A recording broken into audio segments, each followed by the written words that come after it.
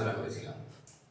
গত ক্লাসে আমাদের আলোচনার বিষয় ছিল যে কোনো স্টেটমেন্টের শুরুতে যদি আই এম থাকে তাহলে আমরা শিখেছিলাম এইম টাইপ অথবা আর এন টাইপ, এবং দ্বিতীয় রুল আমরা শিখেছিলাম আই এম নট থাকলে এম আই। আজকে তোমাদেরকে রুল 3, যদি কোনো স্টেটমেন্টের শুরুতে লেটস অথবা লেটাস থাকে সেই ক্ষেত্রে আমরা এই ট্যাগ কোশ্চেনটা করব শ্যাল উই। তো আমরা দেখতে পাচ্ছি লেটস হ্যাভ এ পার্টি, চলো আমরা একটু পার্টি করি। তো এখানে আমরা যেহেতু লেটস আছে আমাদের ট্যাগ কোশ্চেনটা হবে শ্যাল উই।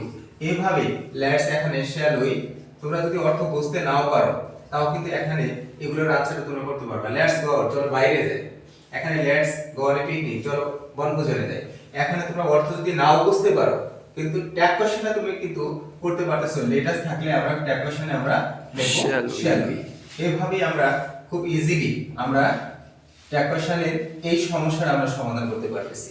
আশা করি শিক্ষার্থী বন্ধুরা বুঝতে পারছো। পরবর্তী রুল 4 এর জন্য অপেক্ষা করো। ধন্যবাদ।